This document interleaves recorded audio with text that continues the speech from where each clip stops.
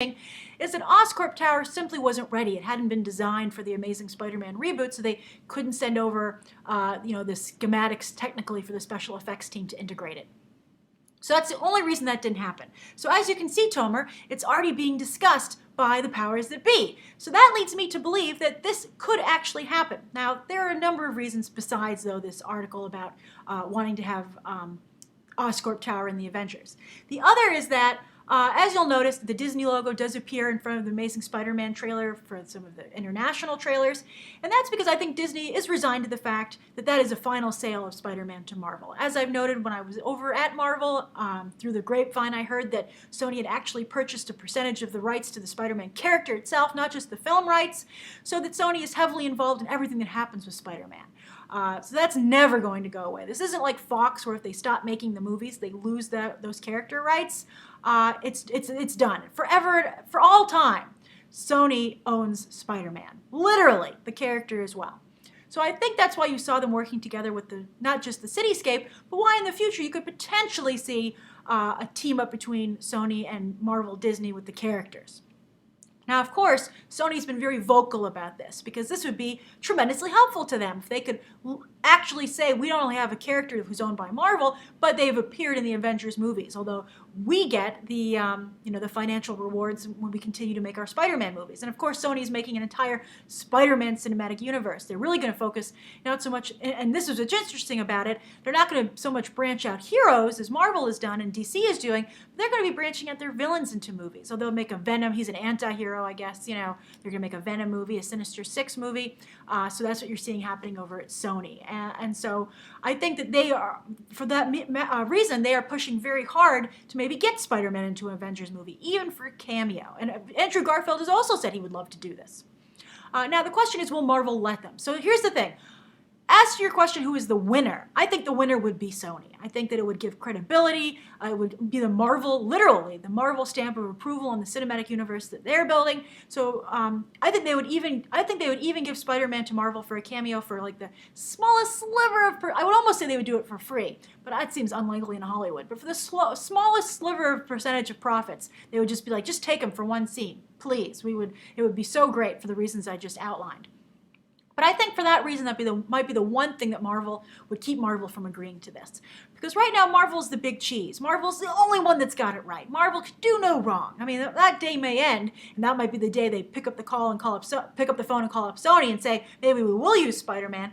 But right now, I think they are really, the king of the comic book films, and I think they want to maintain that position. I think they don't want to give out their stamp of approval to a competing franchise, even if they are stuck in bed with Sony forever, for all intents and purposes, because of that original deal made before Marvel was really into the movie business themselves.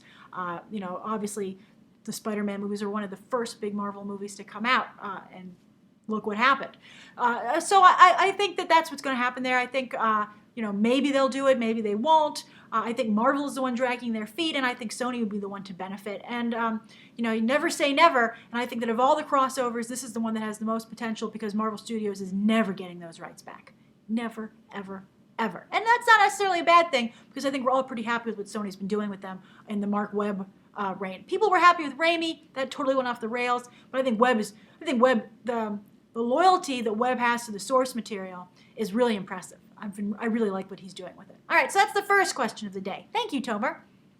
All right, the second question comes from John Haig. And John Haig says, "Hi, Grace, longtime viewer, first-time question." I love those. Why is there a specific production position called the casting director, or casting? This position seems to be pretty important because it often appears right after the cast names in the films. By the way, though, when you're seeing the credits in the beginning of a movie, it goes from least important to most important after the actors. That's why writer-director go last, and right before them, the producers tend to go. So casting actually isn't hugely important, but it is important to the movie in general, but in terms of the hierarchy of power on a film, not huge. But John continues saying, why are the director and producer and the writer the people making such important decisions? Thanks, smiley face. Thank you, John. All right, so here's the deal. Directors, producers, and writers are involved. Well, actually, a writer is never involved in casting decisions. A writer writes the script and says, okay, and then prays to the movie gods that it turns out even close to what they wrote, and they don't hire someone else to come on and rewrite it. Being a writer is a very perilous career where you have to get used to disappointment and frustration.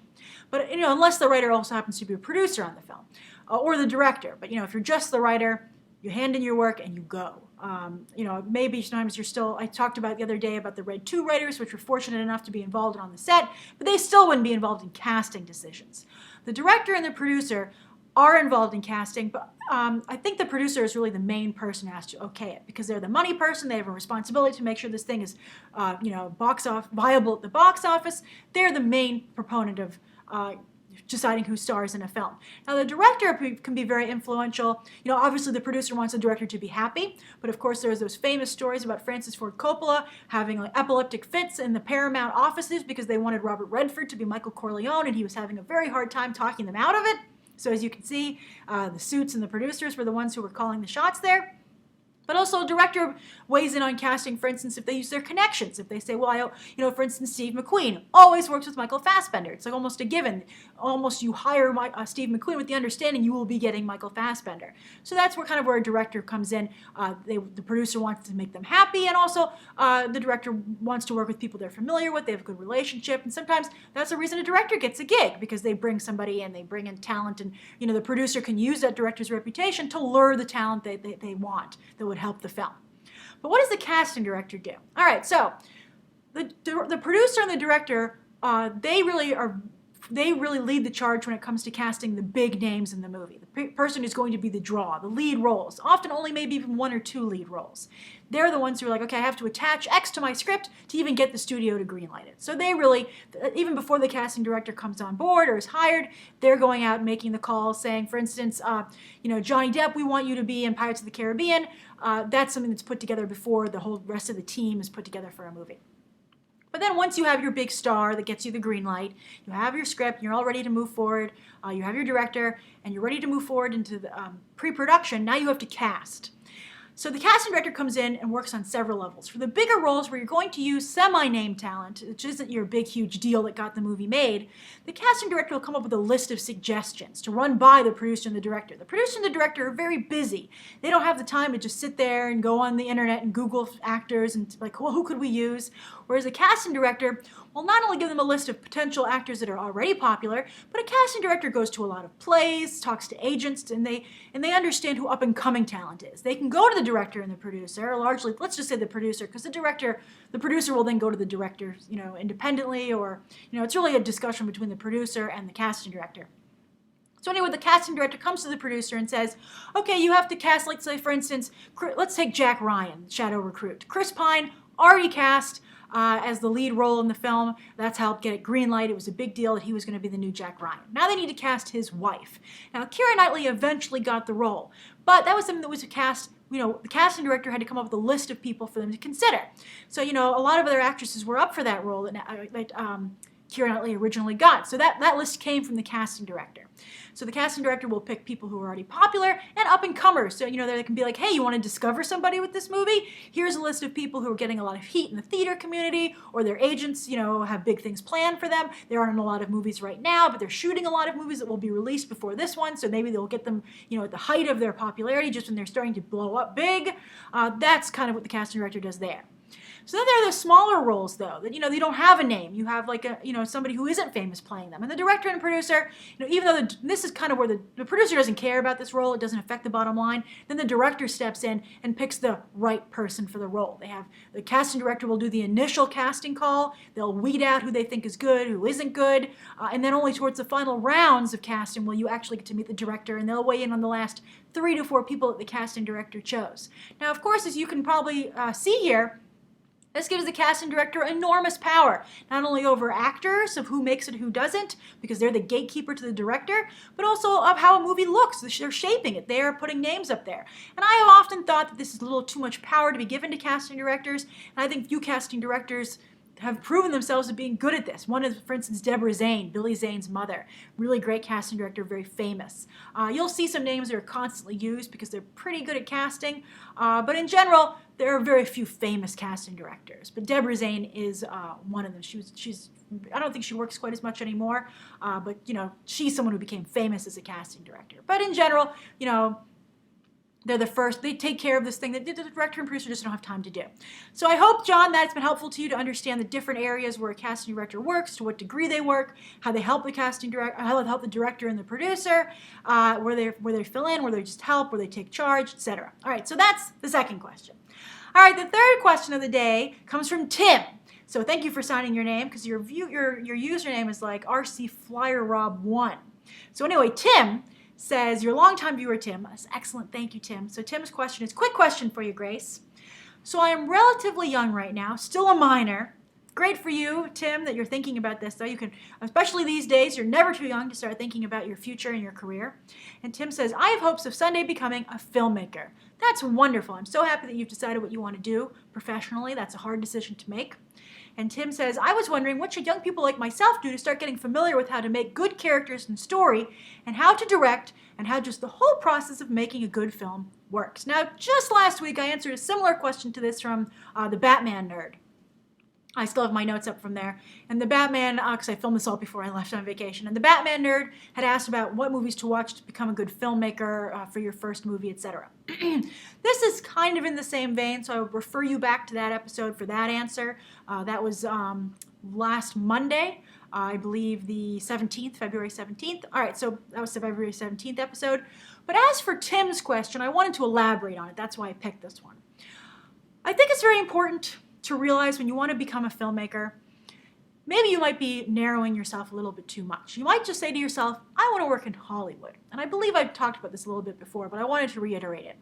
Pick an area you want to work in, and then pick a couple different jobs you'd be interested in, because you never know where you're meant to be, where it's going to work out. I think very few people end up where they expected, because sometimes opportunity, you can't really dictate where it's going to come up. But anyway, I would say my first advice, Tim, is to be open to different career paths in the same general area that you're interested in. So that's my first bit of advice. My second bit of advice is you cannot learn too much about the field you want to go into. You really want to make yourself an expert. You want to learn about the different jobs that you could potentially have, how they contribute, the reality of the jobs. So many people are not, just like this, I just answered this question about casting director. Maybe some of you might have heard that and said, I want to be a casting director. Maybe I will be that famous casting director that is yet to exist, because I think I'd be good at picking who should be in a movie. So and then also as a director, or as a writer, you might have just learned that you wouldn't be involved in casting, much to your horror. So maybe that'll change how you feel about maybe wanting to be a writer. So make sure you actually understand the reality of the job you will have. Not what you would like it to entail, but what it will actually entail. That's my second bit of advice. My third bit of advice is, well, not everybody needs to go to school to study stuff. There's always stories like James Cameron, who was a truck driver who taught himself filmmaking, or Quentin Tarantino, who worked in a video store and just watched a bunch of movies and also taught himself filmmaking. That can happen. But I think that you would really benefit yourself to do some kind of studying. It's important to take the time. These schools, hopefully you'll get into, a school that is, some schools, I'm sad to say, in every profession, just take your money. So make sure you do your research. It doesn't always have to be the best name school, but just make sure you talk to students who are already there. I even had some qualms with, my education. I felt there were some areas where I wasn't educated the best that I could have been. So, also that's another thing. Don't just, trust somebody else with your future. You are the one who has to succeed. So make sure you do